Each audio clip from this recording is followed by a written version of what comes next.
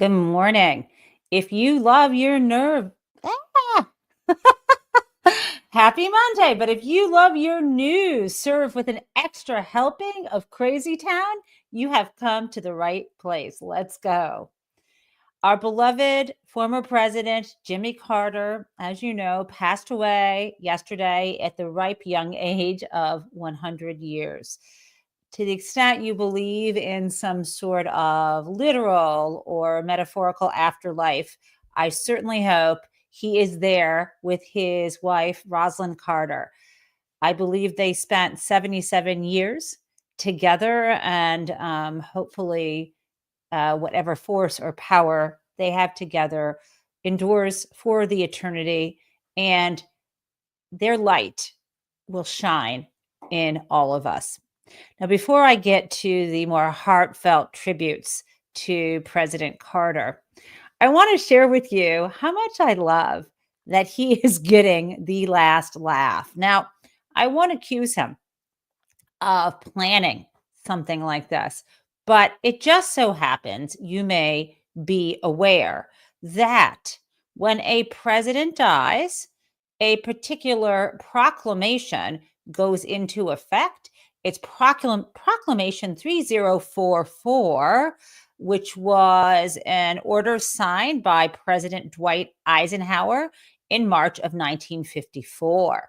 And what that requires is upon the death of certain government officials and dignitaries, including, of course, presidents and former presidents of the United States, there is a requirement that in certain office buildings, federal buildings, both here and abroad, that the flag be flown at half staff or half mast.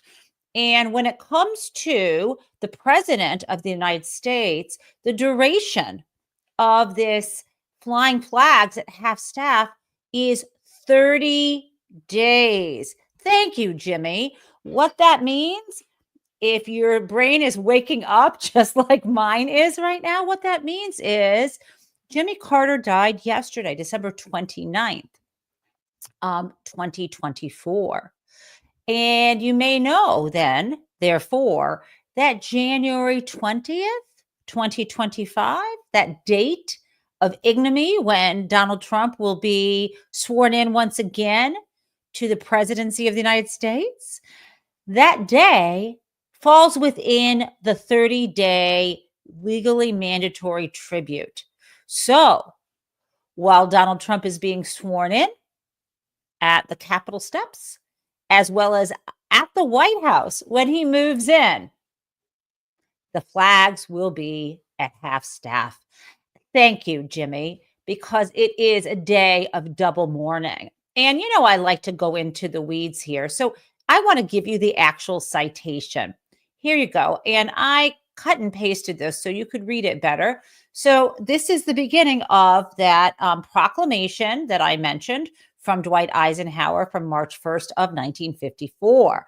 And Eisenhower said is the flag of the United States shall be flown at half staff. Where, you ask? No problem. Eisenhower let you know. On all buildings, grounds, and naval vessels of the federal government in the District of Columbia. We're just getting started. So anywhere there is a flag in any federal building or grounds, it will be at half staff. This is what Donald Trump is going to have to look at on his inauguration day. Now, there's more. This will also be throughout the United States and its territories and possessions for the period indicated upon the death of any of the following designated officials or former officials. And I'm just popping out here. All you need to see, of course, is for the president, it comes first in this lengthy proclamation. So for the president or a former president, namely Jimmy Carter, for 30 days from the day of death. Okay. And the flag shall also be flown at half staff, of course, for such period at all U.S. Embassies, legations, and other facilities abroad, including all military facilities and naval stations. Hell yes, Jimmy. Thanks a lot. Thank you, Jimmy Carter. Now, of course, there's so much more to say about President Carter. And I know many of you, is it enforceable? Someone asked, well, listen, who's president right now?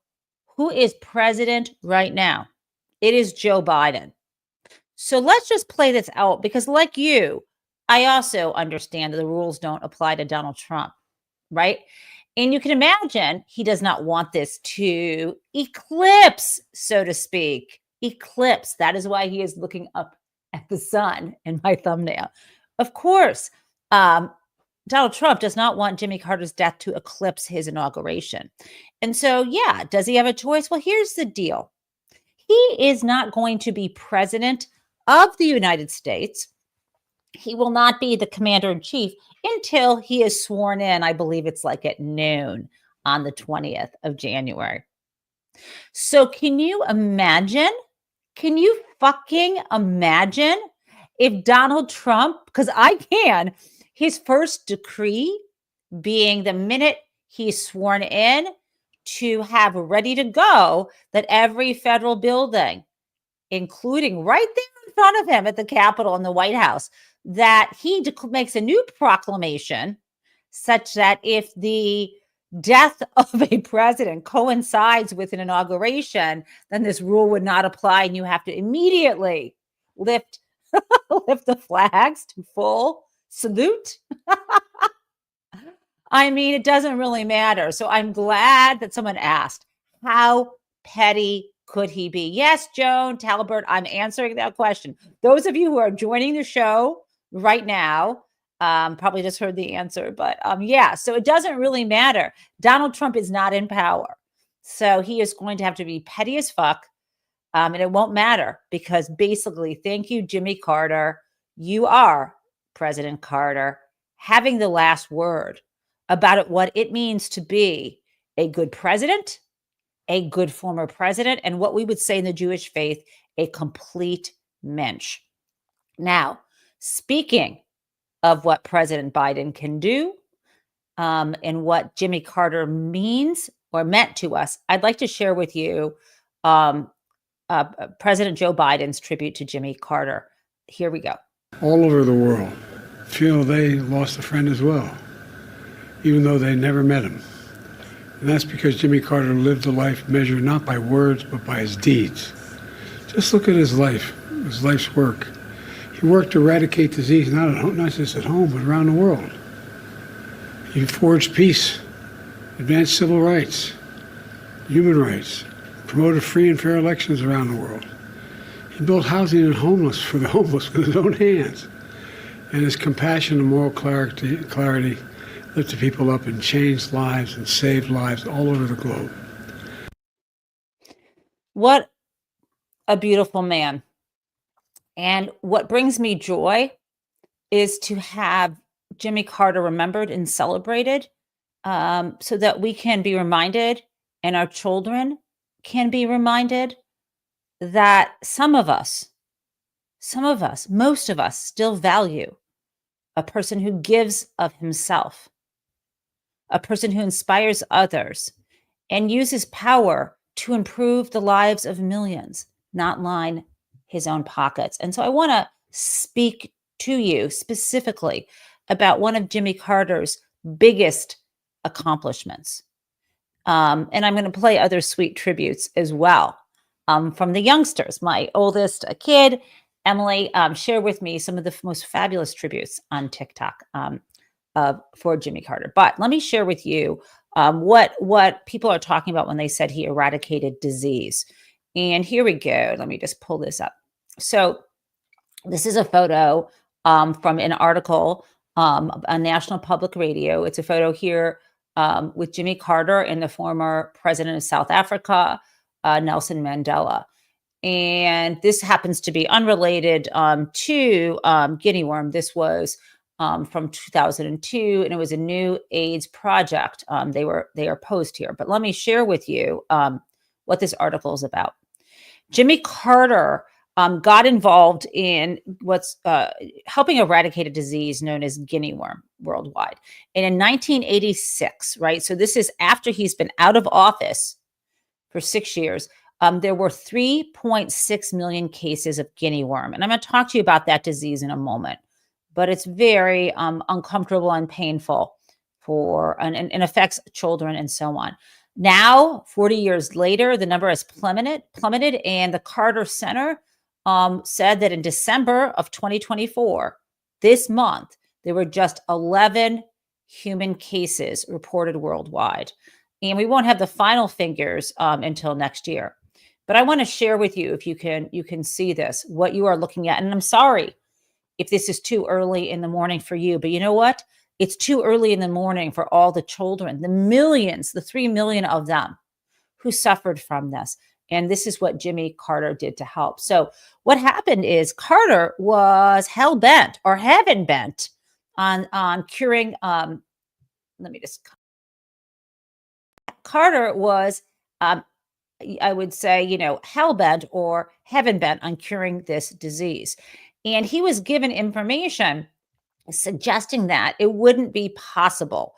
The World Health Organization said, no, it won't be until 2030 until guinea worm is cured. And, did that stop Jimmy Carter? Absolutely not. And so what you can see here is this image. And again, I'm sorry if you're squeamish. Think if you were a child or a parent where this existed. So what you're seeing here is a photograph of a doctor removing a guinea worm from a child. So it's awful. It's stomach turning. And you know what? Incredible. Why wouldn't you use your platform as the most powerful person, one of the most powerful people in the world after you leave office, to do something for 3 million people? Now 3 million children, 3 million adults will not suffer from this disease. For me, this is what I am going to be thinking about every time I have to face the ridiculous selfishness of the Trump regime and his corrupt and clown-like lieutenants.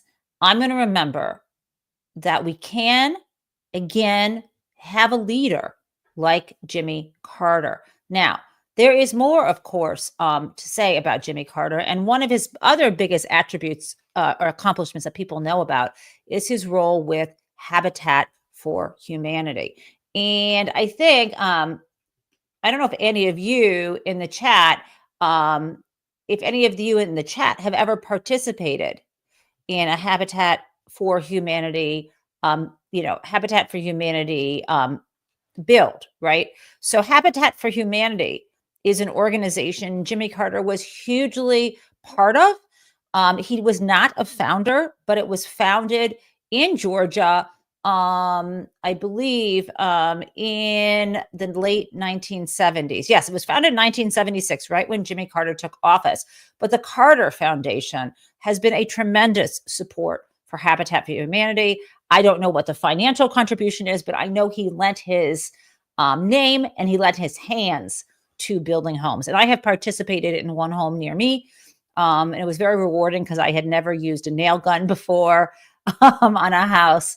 And it's great. So I think there might be people who are living in them. And I loved this idea. When I learned about Habitat for Humanity in the 1980s, I loved this idea of sweat equity, this idea that we all have human capital to use to invest, even if we don't have money that we inherited from mommy or daddy, or were fortunate enough to have a job that paid so much, or in the cases of people like Vivek Ramaswamy and others, essentially cheated people out of. Anyhow.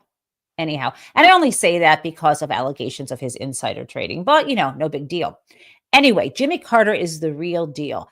And if you don't believe me, I want to share, I know you do, but I want to share this short, very short, like 10-second clip of Jimmy Carter in 2019, right? So in 2019, he was, in his mid or late, he was in his 90s, and he had taken a fall. But as soon as he was better, like a couple days later, he was back sawing wood and helping build a house. Look at this.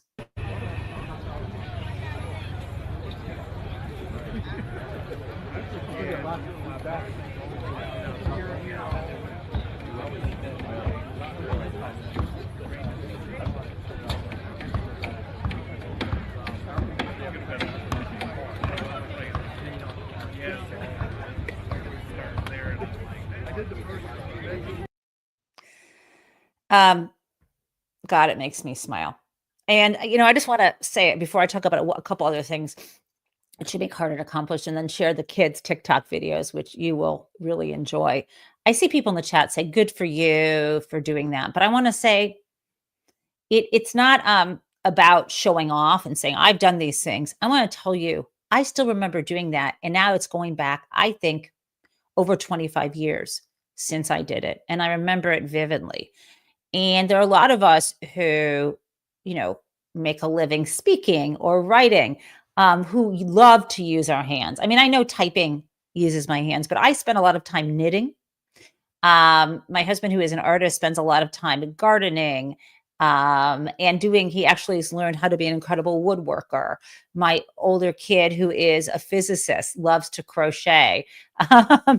And my younger kid, who is utterly brilliant as well, of course, I praise my kids, loves to draw.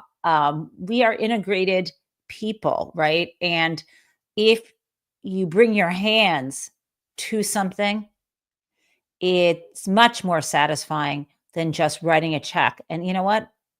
People need us to show up. So, I'm thinking, in addition to things that we've talked about, like Indivisible, maybe it would be a really good time to find a local Habitat for Humanity nearby and to either contribute before the end of the year, or to sign up to help if you can. Now, I just want to be clear. One quick thing, I think this makes a lot of sense to share the screen here, because there is an official Jimmy Carter memorial site, and I think, oh, here we go. I think that it's helpful to see that, and you can go to this website. It's jimmycartertribute.org. And you can always click here to make a memorial gift to the Carter Center. That's what the family is suggesting. And I'm going to just have you see these beautiful pictures that are playing right here of Jimmy. So this is him, I don't know if you know, this is him at a church, but he actually taught Sunday school. So this is somebody, here is him, here he is with Rosalind being sworn in January of 1977.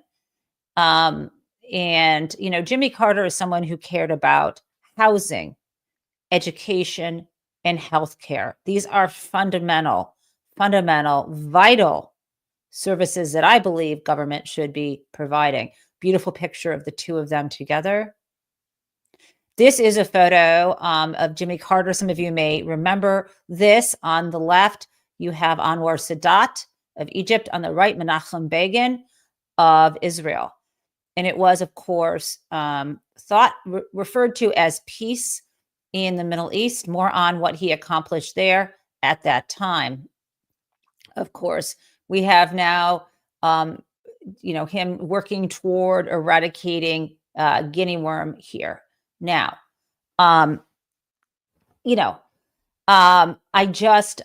it's incredible. It's incredible the work that Carter has done. Now, I want to switch for you now to some of these great kids tributes on TikTok. And the reason why I want to is because I'm not sure you'll see these on traditional news. And I feel like understanding that there is knowledge, support, and admiration among the youth, as I say on my cousin Vinny, will also encourage all of us that it's not hopeless. So I'm going to also share my screen now with my TikTok. And I'm going to share this one. This is, I don't know if I can make this a bit bigger. Let's see if that's better for you guys. Okay. Yeah, sure. Why not? Okay, let's play.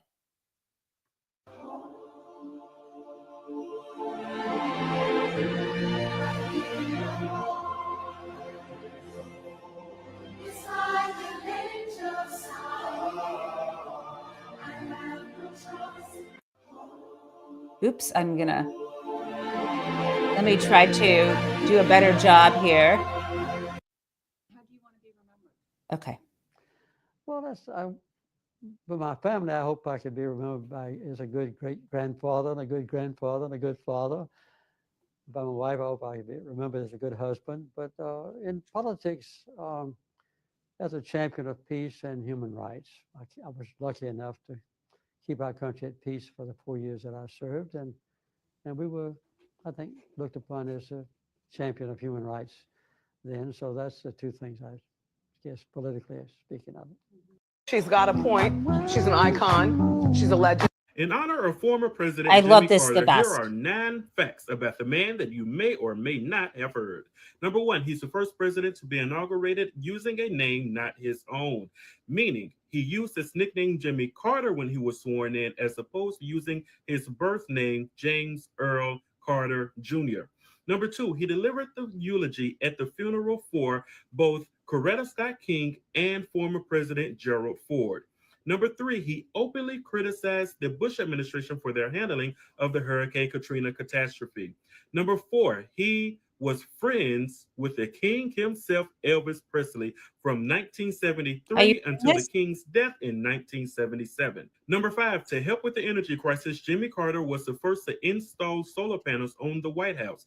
Now, that was done in 1979, and they were removed by the Reagan administration 7 years later, and it took 27 years before they were put back on the White House by the Obama administration, but Jimmy Carter was the first to do it ever. Number 6, he created the Department of Education, and he did so to fulfill a promise that he made to teachers' unions and to ensure that every child and adult in America had access to a quality education. Number 7, he is a 3-time Grammy Award winner. Each Yay! time he won it for the best spoken word album of the year. Number 8, if you brew beer at home, you make your own beer in any kind of way at your house, thank Jimmy Carter today. He legalized home brewing in 1978. Lastly, if Jimmy Carter is your favorite U.S. president, you may be wondering, who was his favorite U.S. president? Well, he's going on record to say his favorite U.S. president, Harry Truman. I never knew of any word or action of Jesus Christ that discriminated against anyone because of whom they were. And the sexual orientation of a person is just like the color of their skin, or whether they're poor or evil, or poor or rich, or whether they live in a foreign country or our country. So I think discrimination against anyone and depriving them of actual equal rights in the United States is a violation of the basic principles of the Constitution that all of us revere in this country. So no discrimination against anyone is the best. Treat everyone equal in the eyes of God, and everybody equal in the eyes of our Constitution, and also equal in the eyes of the laws that our congressmen pass. So we ought to have that attitude to other people. In the eyes of God, they're just as good as we are. The reason this country did it.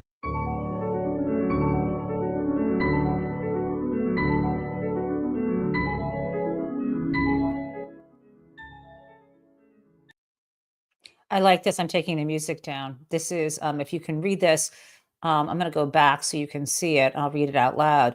As news breaks of Jimmy Carter's passing at 100 in the 70s, times of vehement anti-Indian policies in the U.S., anti-immigrant policies in the United States, and boarding schools where Indian children were sent. Multiple bills in Congress were introduced to limit their civil rights. And he said there was a takeover, 77 of Alcatraz. And then Jimmy Carter, I want to stop this. Jimmy Carter, 1978, signed 3 bills into law, including the Indian Child Welfare Act, the American Indian Religious Freedom Act, and a Tribally Controlled Community College Assistance Act. And this is kind of incredible that he is also remembered for this work that he's done here. All these bills were founded on a foundation of self-reliance. And even now it's being, the Indian Child Welfare Act has been under scrutiny in the courts. Here we go. Here's another. So many photos of him that would make. Hold on. Sorry, guys. Not alone. There are other presidents who could pull it off. I would buy this album. For some reason, I'm starting over. Sorry. Things about Jimmy Carter is that there are so many photos of him that would make great album covers. He's not alone. There are other presidents who could pull it off too. Like, I would buy this album. For some reason, his were always my favorite. Rest in power, Jimmy. One of my favorite. So, guys, I think I gave you what I hope to be a nice selection, of tributes to Jimmy. And one thing now I would like to pivot to. Obviously, Jimmy Carter is our person of the day. I am double dipping, but I want to pivot to our Today I Learned segment. And today I learned, based on what I'm hearing about the tributes and the commentary about Jimmy Carter's administration, that not many people appreciate what actually killed his chances for reelection. I think the focus is often on the fact that these hostages had been taken and they were in Iran for 444 days before they were released, and they weren't released until Ronald Reagan was sworn in. And certainly that was a factor, but that's not what killed his presidency. What killed, not his presidency, killed his reelection chances. What did that was a man called Paul Volcker, former chair of the Fed. People revere him to this day, but there's something that he did, a choice that he made in October of 1980 that basically sunk Jimmy Carter's chances for reelection. And so, I'm sorry, the fall, I said 1980, October of 1979. Let me be more clear. And I know this because I researched it heavily for my book. Look at me showing off another book. This was my book called Other People's Houses, about the financial crisis of 2008. And one of the premises of this book, it's told in a narrative style, but it compares the savings and loan crisis of the 1980s to the financial crisis of 2008, how similar acts of, there was, economic shocks like what inflation triggered things like the Fed jacking up interest rates and then a cascade of other events. And similarly, and then also deregulation of the banks. This kind of combined together. Now, I don't want to tell you to buy this book, but you can, because now it's Yale Press, so it's not, I don't know if it's still in print, but you can find it probably online used, or you can find it in like a library. But one of the chapters in this book, again, today I learned that you may not know this, is called The Saturday Night Massacre. And this was in October, the first Saturday in October of 1979. This is when Jimmy Carter obviously is still in office. He has more than a year left of his term.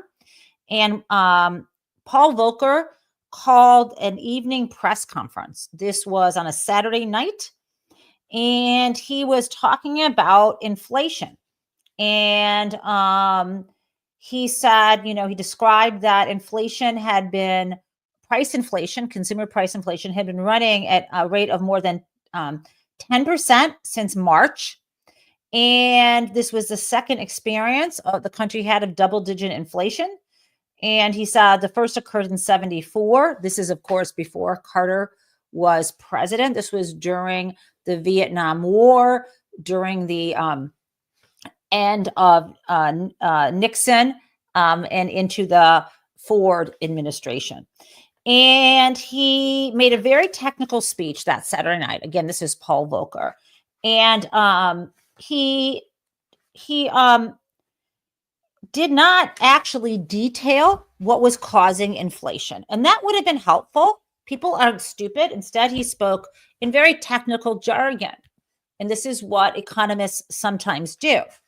And what was actually driving price inflation at that time in 1979 was the war spending that had occurred during the Vietnam War, delinking the dollar from gold. That had happened in 1971. And there had been 2 oil spikes. And this is really important because prices had doubled over the past decade. So this is between, early, basically between 1970 and 79. And consumer goods that had cost $100 in 69 were now costing $200 by 79, which of course we've experienced. People don't feel comfortable when prices keep rising and if they don't keep up with your wages, and that's an if. And so the concern was if inflation kept running at this rate by 1980, things that had been $100 10 years ago would now be $225. Now, the problem, though, what Volcker didn't mention is he was using as a basis for this analysis that would ultimately kill Jimmy Carter's chance for reelection. What Volcker didn't mention at the time, that is the Consumer Price Index, which includes a bundle of different things that people buy. This is what the Fed was using to measure inflation. Like a little bit of inflation is good, but too much is bad. But the problem is consumers were feeling most of their inflation at the pump, right? A huge part of the inflation basket was oil prices. So just let's keep in mind, we're talking about 1979. What had happened in 1973 was that OPEC, which was the Organization of Petroleum Exporting Countries, had imposed an oil embargo and raised prices on oil, right? Why did they do this? Why did prices get jacked up? Because OPEC was angry that the United States so in 1973, this is, still in Nixon's era, they were angry that Nixon had supported Israel in the Yom Kippur War. That was the attack on Israel, right? And then the prices went down. But then in 1979, you might remember the Iranian Revolution. This is why they're hostages, right? When the Shah of Iran, who we've been propping up, is thrown out, and there's this revolution in Iran, oil production declined and prices spiked again. And just so you know, this is something Volcker did not say on that Saturday night when he held a press conference in October of 79. He did not mention that the recent oil shock was the most significant contributor to price inflation. And energy prices, when they rose 45%, they accounted for more than 75% of that consumer price increase between the beginning of 1979 and what would become 1980.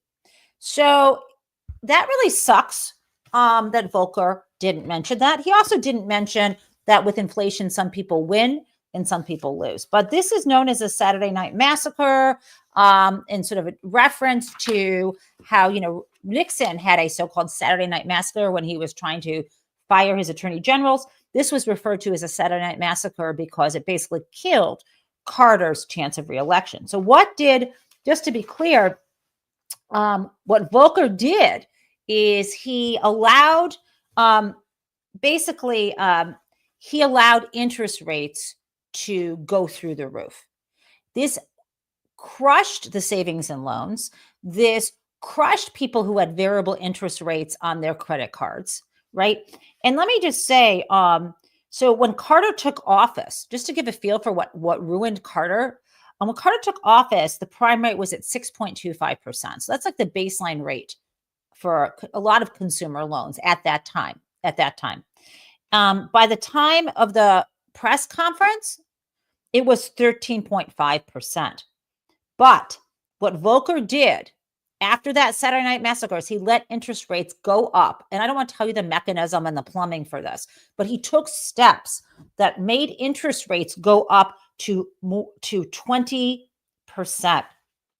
Now, this was really bad if you had a variable rate mortgage. If you had a fixed rate mortgage, you were probably really happy. You had a low rate, right? But banks who had those low rate mortgages on the books were going under. So a series of things happened as a result of Volcker making that choice. Now, people say, well, it worked. He broke the back of inflation, and that may be true.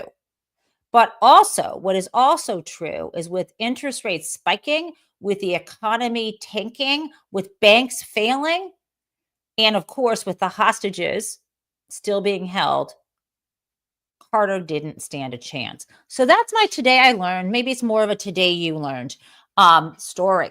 Now, let's get to something a little more funky. I think you remember what was going on last week when at the end of the week, when there seemed to be something, I don't know, how do I put it? Something afoot with Laura Loomer and Elon Musk. And you might remember that we had Laura Loomer calling out Elon Musk and trying to make clear that she thought, and maybe others did, that he was overstaying his welcome, that he had slithered his way into Mar-a-Lago and the transition to line his own pockets, and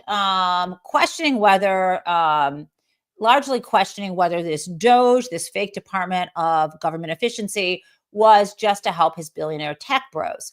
Now, she also, she's a terrible person, homophobic. She is racist, appears to me, anti-immigrant. I can't say anything good about her opinions at all, but I'm also not going to shoot them. I'm not going to hug the messenger, but I'm not going to shoot the messenger, because she also called Elon Musk out on what he's trying to do with B1 visas, which allow people to come to the United States, which I think is great, to come here and do good work and take jobs maybe that others don't want to. But she's pointing out that one of the reasons why he wants people to take jobs at his businesses is because they'll be captive employees who can't complain, and he doesn't have to pay fair wages to people who already live here. He argues that there aren't enough trained engineers, which may be true, but he's not investing his money to solve that problem, is he? Okay. So again, Ann Coulter, also a terrible person, agreed with her on this. Now, this is Elon Musk, you may remember, also said the problem is the Americans are not talented or motivated. Okay, thank you, Elon. Great way to get to train people, motivate them, and give them skills is to call them idiots and lazy. Now, that's what happened last week, but it continued into this week. And what we had is,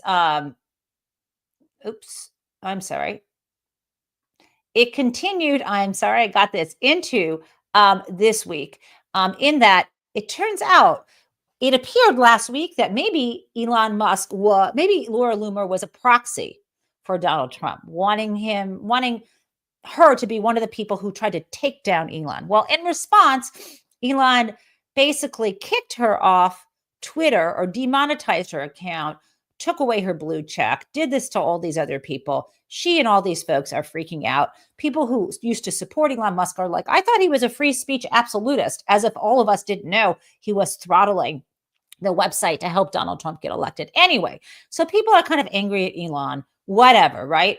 But here's the interesting part. We may need to revise what we think about Donald Trump's role in this, because Donald Trump is who previously claimed he was against immigration through these HB1 visas, is now saying he supports them. So whose side is Donald on? And will his anti-immigrant MAGA supporters go with this or not? So this is a piece in the Washington Post. I'm just giving you a screenshot from Blue Sky, from one of the authors. We wrote about Trump seeking to side with Musk on H-1B. I keep calling them HB1, H-1B visas today, which is the exact kind of policy stand tech leaders were hoping for when they align with Trump, but also might turn out to be just Trump saying words, as he is wont to do. So he's now saying, I've always liked the visas. Who knows? Who actually knows? Now, we also have some other crazy stuff happening, and we're not even at Crazy Town with Steve Bannon and Elon Musk. And there really isn't enough popcorn in the world for me to watch them decimate each other. So here we go. This was really, excuse me if you have children in the room, not the best thing to be reading out loud to them. So Elon had said, the reason I'm in America along with so many critical people who built SpaceX, Tesla, and hundreds of other companies that made America strong, is because of H-1B. Take a big step back and fuck yourself in the face. I will go to war on this issue, the likes of which you cannot possibly comprehend. I kid you not. That is what Elon said on Twitter. Okay. What did Steve Bannon say in response? He said, I think he did a screenshot of this and put it up on some website called Getter. It's hard to understand all these things, but Steve Bannon said, someone please notify Child Protective Services need to do a wellness check on this toddler. Oh my gosh, it gets better. People are now beginning to wonder as a result of this craziness what they actually signed up for. There has been so much racism around the H-1B visas. And you have, here is this, a guy named Siddharth saying, I'm deeply questioning my decision to support the Republican Party after witnessing the persistent and dehumanizing attacks directed at me and my community by individuals who, despite hiding beneath a veneer of respectability, openly harbor and amplify racist ideologies. I've tried to hold on to the belief that these voices represent a vocal minority, not the broader values of the party. But time and again, I am disheartened as accounts with massive followings, many of them wielding significant influence, parrot unhinged conspiracy theories and perpetuate overtly racist tropes without consequence. This isn't just about isolated comments or fringe behavior. It's about a pattern that reveals an uncomfortable truth about the party's failure to unequivocally reject bigotry. These attacks aren't simply offensive. They are alienating to communities whose values, work ethic, and aspirations align with many conservative principles, yet find themselves consistently vilified. May I say this, Siddharth? Have you been fucking living under a rock? And also, you are saying, okay, you're suggesting your community aligns with conservative values. Do you see that you are also perpetuating racist tropes, implying that there are some communities that don't? Maybe get a little self-awareness. Now there's even more. I mean, this is by the popcorn. Okay, Elon cannot handle these comments at all by conservatives explicitly attacking him or even sort of implicitly. So what has happened? A couple days ago, over the weekend, at least 14 conservative counts, this is reporting by NBC News, at least 14 conservative counts said X had revoked their blue verification badges, cutting them off from a variety of premium features, including the ability to monetize their accounts through subscriptions and advertising revenue sharing. Okay, that is happening. Again, who knew that not just the leopard-eating face party would eat your face, but also that the leopard-eating faces website, Twitter, would also do the same, you know? Okay, so now, I think it is time for Crazy Town. It has to be. Let's do it.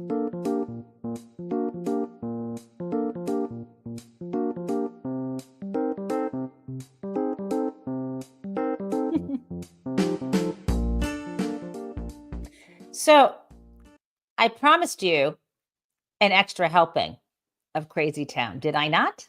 Yes. So here's the first scoop, and this is not a video. It is going to be a slideshow.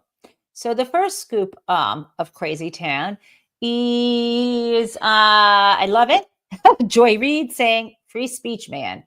And not only did Elon Musk demonetize, meaning she can't make money on the ads that flow by on Twitter or collect from her members there. She says, what happened?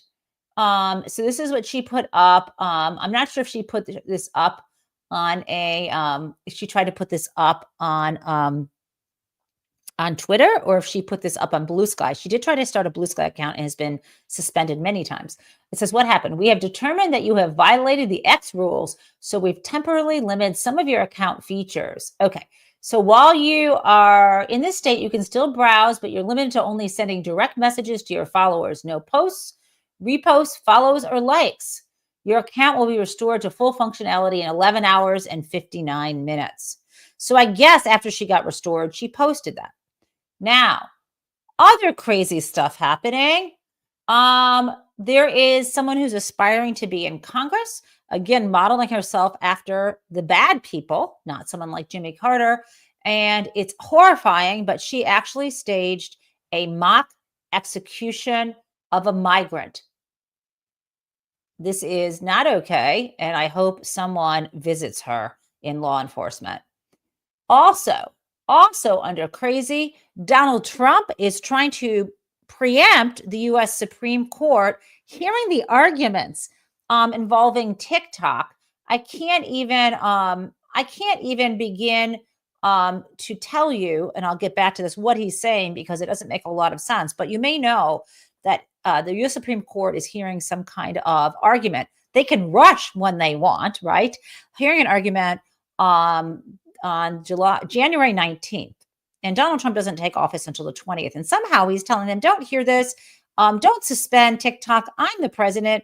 I'm not sure what he means by that. Now, still part of Crazy Town, before we get to our second helping, is this.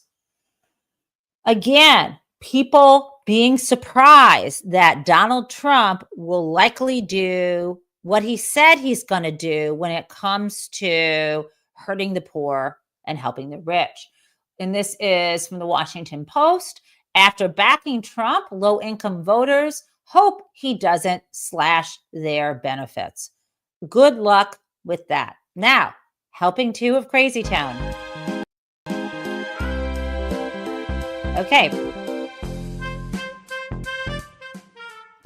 There is no second helping of Crazy Town unless we get what looks like a Laura Loomer hostage video. I do think that this is not an act. I think she needs help, but that's not really my problem today, because this is Crazy Town. Here we go. My life is ruined. Does anybody understand how ruined my life is? My life is ruined. Does anybody understand how ruined my life is? I don't really understand how ruined her life is, but let's play it again. My life is ruined. Does anybody understand how ruined my life is?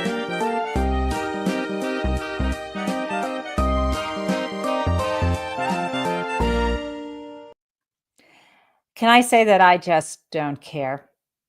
She needs to get some help, and she needs to rebuild her life outside of the public eye. Good luck, Ms. Loomer. And I will see you all tomorrow on the last day of the year. Thank you for joining me. Why can't I get this to play?